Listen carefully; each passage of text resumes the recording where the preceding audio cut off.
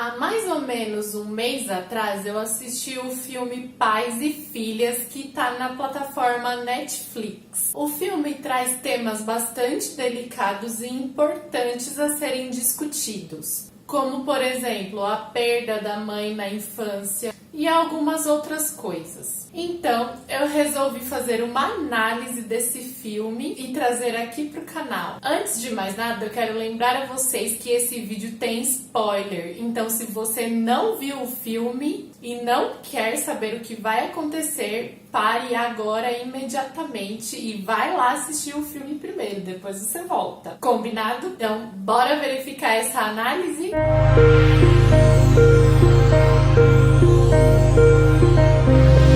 Olá, eu sou Mariana Lino, sua psicóloga, e sejam muito bem-vindos ao meu canal.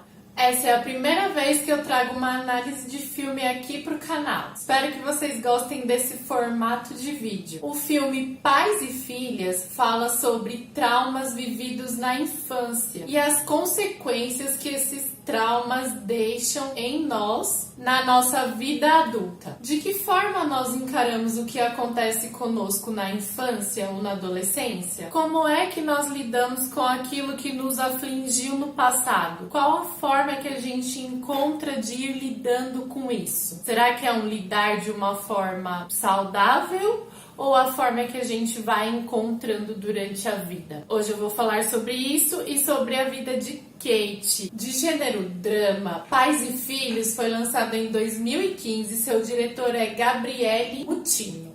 Logo no início do filme, vemos uma cena de discussão entre os pais de Kate, Jake e Patrícia. O cunho da discussão é sobre uma traição que Jake cometeu há algum tempo atrás. Kate presencia essa discussão porque está sentada no banco de trás do carro e na cena percebe-se que a mãe não perdoou o marido por conta dessa traição e sempre traz o assunto à tona. Durante a discussão, o pai perde o controle do carro e acontece um acidente. Nesse acidente, a mãe falece e o pai tem um trauma na cabeça. Então, veja bem, logo no início, já dá para notar que a Kate presencia essa situação. Depois a mãe dela morre no acidente, o pai dela fica doente por causa disso. Então, é provável que já tenha se instalado aí uma raiva, e essa raiva refere-se ao pai, porque o pai matou a mãe dela. Quando a gente é criança, a gente não consegue dar significado a isso. Então, na cabeça dela, o pai matou a mãe. E se ele não tivesse traído, se eles não tivessem começado a discutir, isso não teria acontecido.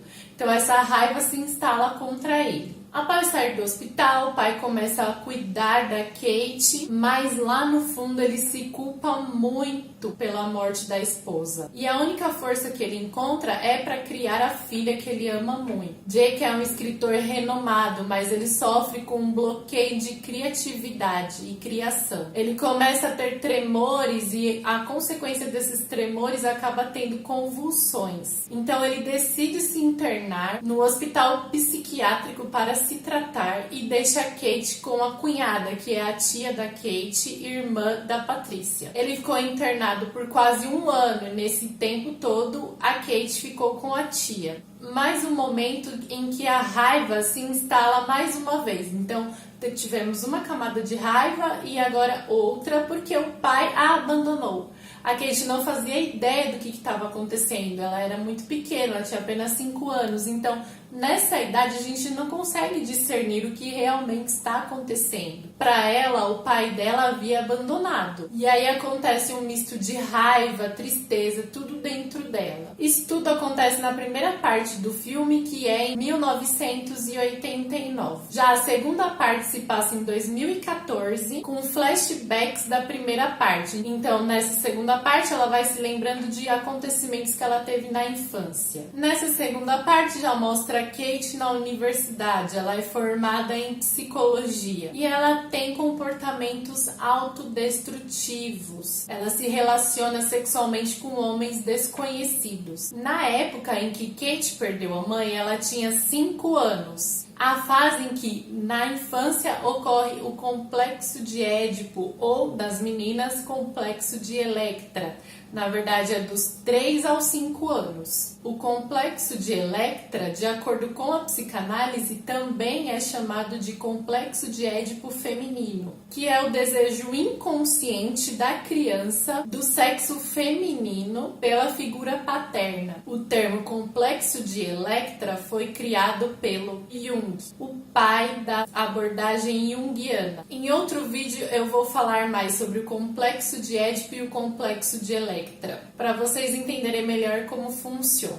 Então, neste período, ela estava na fase do complexo de Electra e isso foi quebrado porque a mãe faleceu. Então, ela não foi castrada. A castração do complexo de Electra vem da figura materna. Como ela perdeu a mãe, ela não teve essa castração. Então, ela se apaixona pelo pai. Porém, ela se culpa muito por isso. E essa raiva acabou se internalizando nela. Por isso, ela acaba se encontrando sexualmente, se colocando em risco dessa forma com homens desconhecidos. Então, esse comportamento não tem nada a ver com algo narcisista. Ela não faz isso para alimentar o ego. O que ela quer mesmo é entrar em contato com a pulsão aprisionada por ela mesma, por sentir muita raiva de si, por sentir raiva da mãe, pela mãe ter morrido e abandonado ela, e por sentir muita raiva do pai, pelo pai ter matado a mãe, pelo pai ter traído a mãe,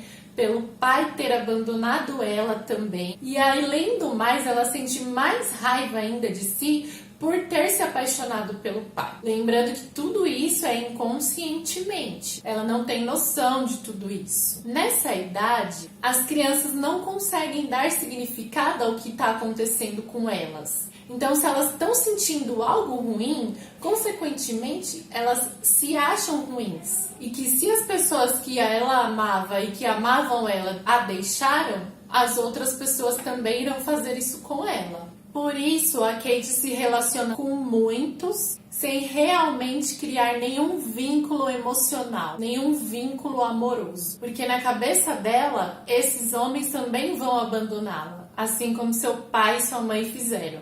A profissão que Kate escolhe é muito interessante. Ela é psicóloga, é uma profissão de cuidar do outro. E eu penso que talvez ela tenha escolhido essa profissão tentando também se entender, porque a sua paciente também está passando por uma situação um pouco parecida com a dela. A mãe da paciente foi assassinada, o pai a abandonou e ela não consegue falar, não consegue externar o que está acontecendo com ela. Aos poucos, Kate vai atendendo a paciente e eu penso que nesse momento ela tá entrando em contato com a paciente, mas ao mesmo tempo também tá entrando em contato com a sua criança interna. Ela ensina a menina a andar de bicicleta assim como seu pai fez com ela um dia, e isso arremete a imagens e flashbacks do passado. Depois, o pai de Kate morre. Após ter uma convulsão, ele bate a cabeça no banheiro e mais uma vez ela é abandonada.